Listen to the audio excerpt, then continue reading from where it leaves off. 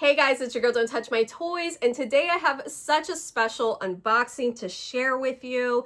If you've been following my collecting journey for a while, then you know that one of my ultimate Grail series of Barbie is Fashion Fever Tokyo, and we finally did it. I finally tapped out, guys. I have been trying to find these dolls out in the wild for so many years now, and the prices are just going higher and higher and higher. We treated ourselves. What can I say? I gave in, like after finding the first doll, it was just a slippery slope after that, because then it was like, okay, we have one, but now we need the rest. And I'm not a completionist collector typically. I'm not one of those collectors that feels like I have to have every single doll in the series unless I truly really just gravitate to every single doll in the series. And this just happens to be that line for me. I knew as soon as I discovered Fashion Fever Tokyo that one day I needed to have the entire series. And the day has finally come. So today we are going to unbox these gals, and I cannot wait to get them out of the plastic. So quick backstory about my collecting journey with Fashion Fever Tokyo. I have missed out on these a couple of times now, and the very first one that I ended up getting in person was the Fashion Fever Drew doll, which honestly, this is my favorite one from the series. I was so stoked to finally have her and hold her in person and buy her in person. The only thing is, I wasn't able to buy this straight from a vendor. I was trying to beat the middleman. That's why I get up so early to go to these estate sales, to these doll shows, is because I'm trying to buy direct from the source. And sadly, I was beat to this from another Barbie collector in the area. And ironically enough, I ended up buying the other two that I needed from the same Barbie dealer on a separate occasion. So let me just tell you how small the Barbie collecting world is. I had a friend in Austin, Texas, okay? Went to an estate sale. It was this epic collector's estate sale. It was one of those type of estate sales that was so good that if I lived in that area, I most likely would have spent the night in the parking lot, okay? It was that good. I don't even want to tell you about all the Takata dolls that my friend saw there that he didn't even offer to pick up for me, by the way. But I saw the Fashion Fever Tokyo dolls in his video that he sent me, and I geeked. And he said, oh, the person in front of me bought those Fashion Fever Tokyo dolls. Oh, she knows you. And I'm like, who is it? And he said, she sells on Whatnot. And I'm like, was it Dolly Up? And he's like, yes, that's her, Dolly Up. So I was like, okay. I couldn't buy them, but now I know who has them. And if it's Dolly Up, I can go to their Whatnot sale and hopefully I can buy those. So I tuned into Dolly Up's Whatnot sale, and they were running them as a bundle price, which, God bless, I will say, yes, it pains me that I couldn't purchase these myself in person, but if I am going to buy these dolls from a Barbie dealer, at least let it be from a Barbie dealer who gives deals. And Dolly Up gave a good deal on these. It was competitive, yes, but it was fair. So once I had 3 of them in box, it was necessary to find the 4th and final doll from the series. I have been looking everywhere, Mercari, eBay, Whatnot, and as luck would have it, somebody was selling one out of box on Whatnot. I kind of did want to get one that was in box just because I had the others out of box already, and it just kind of made sense to have the 4th in box as well, but I just couldn't do it, guys. I couldn't pay $120 for a doll in box. I don't think I've ever paid that much for a Barbie. I truly don't think I ever have. I think the most I have spent on a single doll is $100. So paying $120 for one doll. I just couldn't do it. So nonetheless, we found our fourth and final Fashion Fever Tokyo doll on Whatnot for a competitive price, but a fair price. I mean, it pains me to know how much I paid for this out of box, but we have her. It's done. The money's gone. It's been spent. She's in good condition. She's in good condition. She's complete. And now I have all of the dolls that I wanted from the series. So I am still, you know, processing how much I paid for this. But, you know, we have it and I'm happy. So let's get to the unboxing. And now for the real reason why you tune into the video, let's start with Fashion Fever Tokyo Barbie. Let's get into this hair first. Loving the hair. You can see more from the side that she's got a Japanese inspired haircut. She's rocking a hime cut. The hair colors that they chose for this doll is so 2000s. I lived it. I can tell you firsthand that these chunky highlights and lowlights were a thing. She's got the dark underneath, the pink, the blonde. This is everything. Her hair has to be my favorite part of this doll. I do also love her outfit. Very, very 2000s. The jeans with the Asian dress. Obsessed. I love this little knit beanie that she has going on. And then, of course, finishing off with the chunky platforms. So good. Now, since my Tokyo Barbie did not come in box, I'm assuming she is missing some accessories.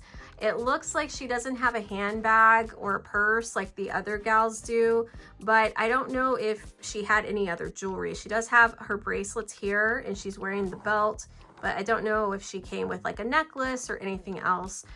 The purse is not a deal breaker for me. I mean, it'd be cool if I could find one secondhand, but I'm sure I have something extra kawaii that will go just perfect with her outfit.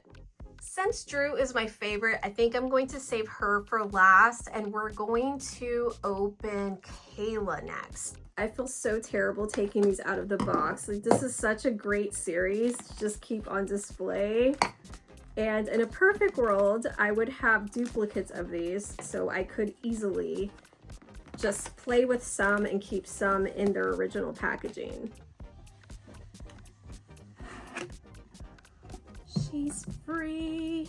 So out of the Tokyo Fashion Fever series, Kayla hands down has my favorite outfit. It's so campy, gyaru, Harajuku street style. I am obsessed with her look. From the times, okay, early 2000s. She came out in 2004, so you can see a lot of the things that were trending at that time period on her. She's got those really chunky highlights in her hair, so very high contrast. Tons of braids in her hairstyle. Of course, the rubber bands have disintegrated. I mean, she came out many, many years ago, so we're going to need to replace some of these rubber bands, but I'm loving the chunky highlights and all the braids in the hair. It's super, super adorable. I really appreciate the eyelashes that they put on her. I think that's super fun. She's got those very separated doll-like eyelashes, super, super lengthy lashes up top, and then this tiny little baby doll lashes on the bottom, which are nice and finely separated with the soft blend of eyeshadow on the lower lash line. It's gorgeous. This is so perfect to me. Loving these shoes. Check out the shoes with the lace-up detailing there, and then she's got those really, really cute, adorable, romantic socks going on.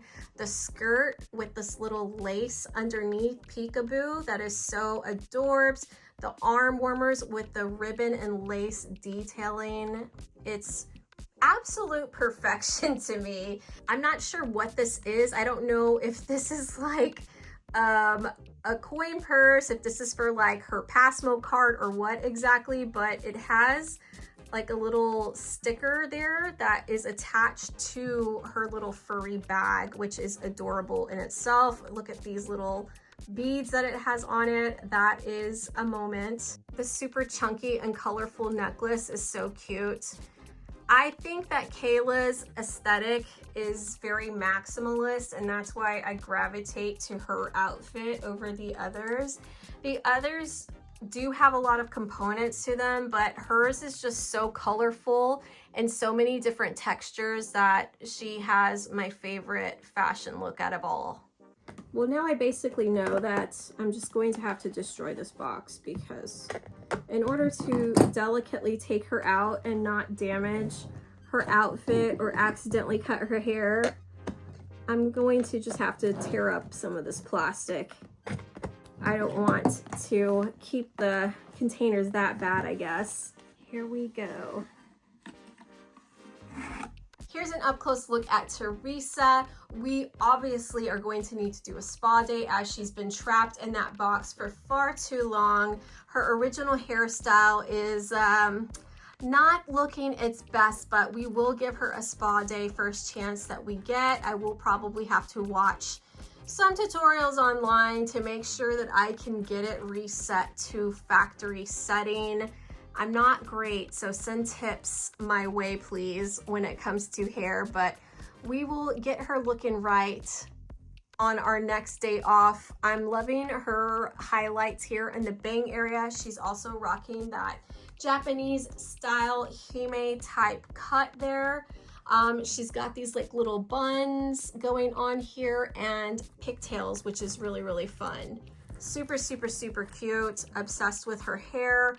Her makeup is more toned down than the Kayla doll was. She's rocking some more neutral earth tones in her eyes, a nice neutral brown lip as well. Very, very fun.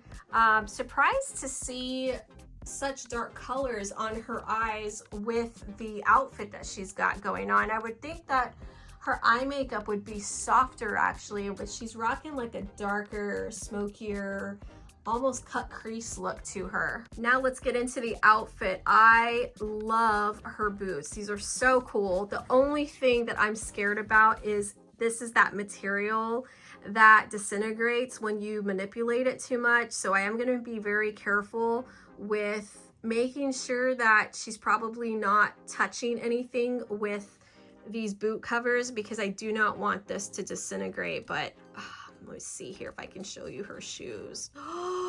Look at these boots. Those are so good. You have no idea. I still wear platform boots like this and have several in my collection, but the boots are everything. Chunky platform moment with the boot covers on top. This is so fun. Getting into the rest of Teresa's outfit, her outfit is still very whimsical and fun. She just doesn't have as many contrasting colors or textures like Kayla's outfit. I really like that they have a variety on all these dolls. They all have a very similar type of like gyaru inspired style, but all very different looks.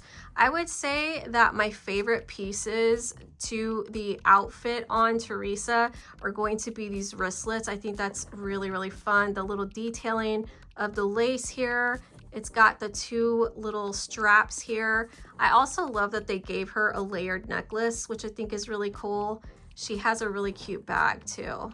Really cute messenger bag with some little detailing there. Overall, very, very fun outfit, but obsessed with the boots. That takes the cake for me when it comes to Teresa's look. One thing I'm noticing is all of these dolls that are in the box have like an attic-y type smell to it. That's why you need to just let your dolls loose, because why do you want your dolls to smell for? You know, they don't deserve that. They're beautiful pieces of art. They need to breathe. So it's been a theme throughout these Tokyo Fashion Fever dolls. They all have that contrast in hair color. So with Drew, she's got the face framing focus of the bright blue contrasting to her curly red hair. Obsessed with that. Looks super, super cute. She also has that gyaru type style influenced makeup. She's rocking this like really light colored white frosty looking eyeshadow underneath her lower lash line. And then she has the very long separated doll-like lashes up top with the very spiky, short, beautifully separated lower lashes. Starting off with her shoes, she also has those chunky platform boots.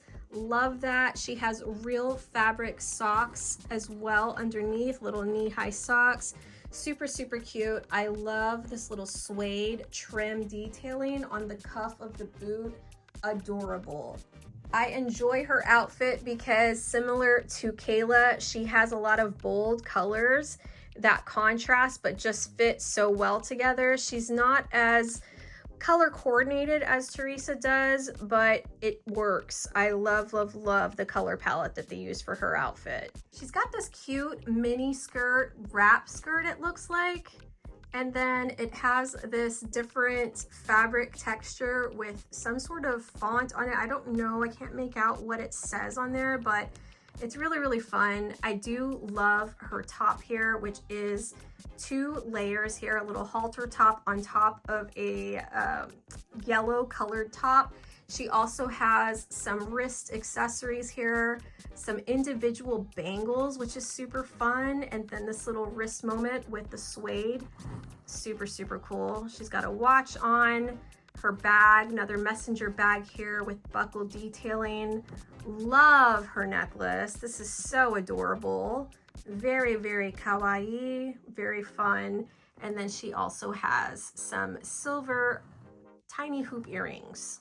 Fashion Fever line in general is one of my favorite series to collect because the quality is amazing. You get so many components. A lot of those Fashion Fever dolls come with so many layers, tons of accessories, good quality fabrics, and we just don't see dolls like this anymore. I'm very tempted now to go back and see what the Barbie actually came with. Since she's out of box, that's the only way that I received her, but all of these gals had a purse, so I know she must have originally come with a handbag. We're gonna have to go see what her bag looked like and what other accessories she came with, but I am not upset at this purchase whatsoever. I'm so glad that I finally have all 4 of them in my collection. So if you need somebody to tell you to go and buy the Tokyo Fashion Fever dolls, let it be me. Don't touch my toys. Go and buy these dolls. Save your money.